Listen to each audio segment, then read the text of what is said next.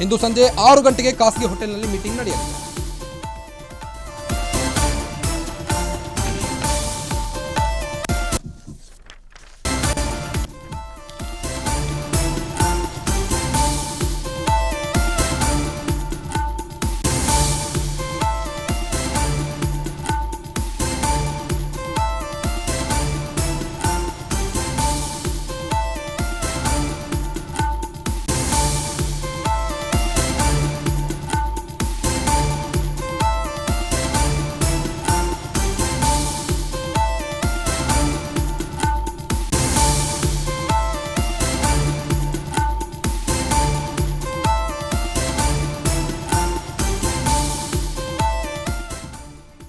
ಕಾಂಗ್ರೆಸ್ ಸರ್ಕಾರದ ವಿರುದ್ಧ ರಣಕಹಳಿಯನ್ನ ಮೊಳಗಿಸಲು ಕೇಸರಿ ಪಡೆ ಸಜ್ಜಾಗಿದೆ.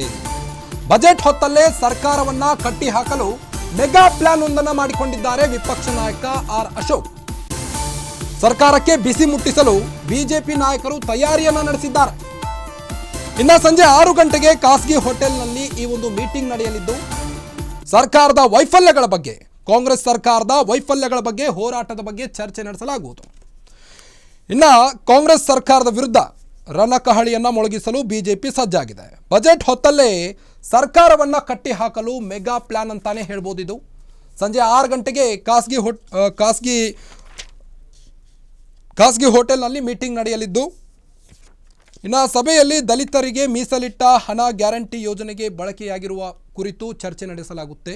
ಇನ್ನು ಫಲಾನುಭವಿಗಳಿಗೆ ತಲುಪಿದ ಗೃಹಲಕ್ಷ್ಮಿ ಯೋಜನೆ ಹಣ, ಮೈಸೂರಿನ ಉದಯಗಿರಿ ಪೊಲೀಸ್ ಠಾಣೆ ಮೇಲೆ ಅಟ್ಯಾಕ್ ಆಗಿರುವುದು, ನಂತರ ಬಿಬಿಎಂಪಿ ಚುನಾವಣೆ ವಿಳಂಬ ಸಂಬಂಧ ಹೋರಾಟ ಕೂಡ ನಡೆಯುವುದು, ರಾಜ್ಯದಲ್ಲಿ ಕಾನೂನು ವ್ಯವಸ್ಥೆ ವೈಫಲ್ಯ ಸಂಬಂಧ ಪ್ರತಿಭಟನೆಯನ್ನು ಕೈಗೊಂಡಿದ್ದು, ಸ್ಯಾಂಡಲ್ವುಡ್ ಕಲಾವಿದರಿಗೆ ಡಿಕೆ ಶಿವಕುಮಾರ್ ಧಮಕಿ ಹಾಕಿರುವುದು, ಸ್ಯಾಂಡಲ್ವುಡ್ ಕಲಾವಿದರಿಗೆ ನಟ್ಟು ಬೋಲ್ಟು ಟೈಟ್ ಮಾಡ್ತೇನೆ ಅಂದಿದ್ದಂಥ ಡಿಸಿಎಂ ಡಿಕೆ ಶಿವಕುಮಾರ್ ವಿರುದ್ಧ ಬಿಜೆಪಿ ನಾಯಕರು ಕೆಂಡಾಮಂಡಲಗೊಂಡಿದ್ದಾರೆ. ಈಗ ಅದಷ್ಟೇ ಅಲ್ಲದೆ SC/ST ಹಣವನ್ನು ಕೂಡ, ಮೀಸಲಿಟ್ಟ ಹಣವನ್ನು ಕೂಡ ಗ್ಯಾರಂಟಿ ಯೋಜನೆಗೆ ಬಳಸಿಕೊಂಡಿರುವುದಾಗಿ ಬಿಜೆಪಿ ಭುಗಿಲೆದ್ದಿದೆ ಕಾಂಗ್ರೆಸ್ ಸರ್ಕಾರದ ಮೇಲೆ.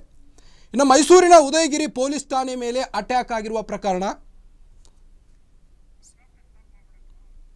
ಸದನದ ಒಳಗೆ ಹೇಗೆ ಸರ್ಕಾರವನ್ನ ಇಕ್ಕಟ್ಟಿಗೆ ಸಿಲುಕಿಸಬೇಕು, ಒಟ್ಟಾಗಿ ಸರ್ಕಾರದ ವಿರುದ್ಧ ಮುಗಿಬೀಳುವ ಬಗ್ಗೆ ಕೂಡ ಚರ್ಚೆ ನಡೆಸಲಾಗುವುದು.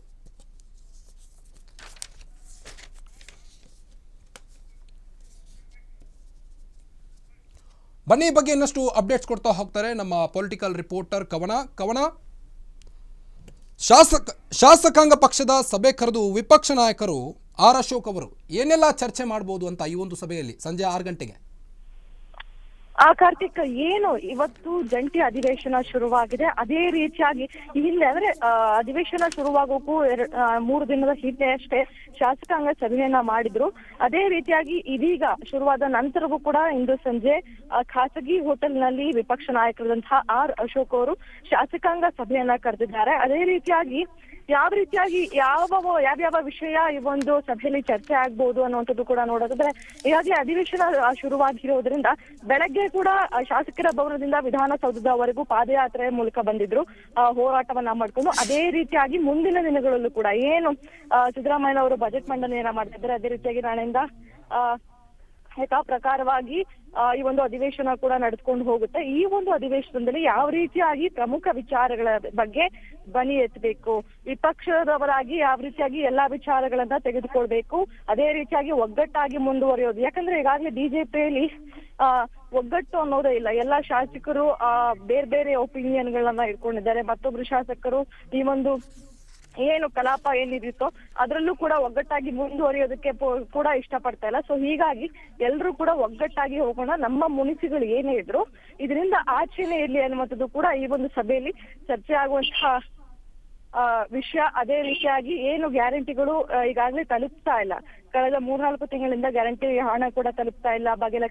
ಗೃಹಲಕ್ಷ್ಮಿ ಆಗಿರ್ಬೋದು, ಮತ್ತೊಂದಾಗಿರ್ಬೋದು. ಅದೇ ರೀತಿಯಾಗಿ ಬೆಂಗಳೂರಿನಲ್ಲಿ ಅಭಿವೃದ್ಧಿ ಕೆಲಸಗಳು ಆಗೇ ಇಲ್ಲ. ಯಾವುದೇ ಶಾಸಕರಿಗೂ ಕೂಡ ಬೆಂಗಳೂರನ್ನ ಹೊರತುಪಡಿಸಿದ್ರೆ ಬೇರೆ ಎಲ್ಲೂ ಕೂಡ ಅನುದಾನ ಕೂಡ ಕೊಟ್ಟಿಲ್ಲ. ಅದೇ ರೀತಿಯಾಗಿ ಅಭಿವೃದ್ಧಿ ಕೂಡ ಆಗಿಲ್ಲ. ಈ ಒಂದು ವಿಷಯವನ್ನ ಅದೇ ರೀತಿಯಾಗಿ ಏನು ಗ್ರೇಟರ್ ಬೆಂಗಳೂರು ಅಂತ ವಿಭಜನೆ ಮಾಡೋಕೆ ಹೋಗಿದ್ದಾರೋ, 7 BBMPಗಳನ್ನ ಮಾಡೋದಕ್ಕೆ ಹೋಗ್ತಾ ಇದ್ದಾರೋ, ಆ ವಿಚಾರದ ಬಗ್ಗೆ ಕೂಡ ಇದೀಗ ಈ ಒಂದು ಸಭೆಯಲ್ಲಿ ಚರ್ಚೆ ಆಗುವಂತಹ ವಿಷಯ. ಸೊ ಹೀಗಾಗಿ ಮುಂದಿನ ದಿನಗಳಲ್ಲಿ ಅಂದ್ರೆ ನಾಳೆಯಿಂದ ಕಲಾಪದಲ್ಲಿ ಯಾವ ರೀತಿಯಾಗಿ ಧ್ವನಿ ಎತ್ತಬೇಕು, ಯಾವ ರೀತಿಯಾಗಿ ಒಗ್ಗಟ್ಟಾಗಿ ಮುಂದೋಗ್ಬೇಕು, ಯಾವ್ಯಾವ ಪ್ರಮುಖ ವಿಚಾರಗಳನ್ನ ಮಾತಾಡ್ಬೇಕು ಅನ್ನೋದರ ಬಗ್ಗೆ ಇದೀಗ ಈ ಒಂದು ಸಭೆಯಲ್ಲಿ ನಿರ್ಧರಿಸುವಂತಹ ವಿಷಯಗಳು.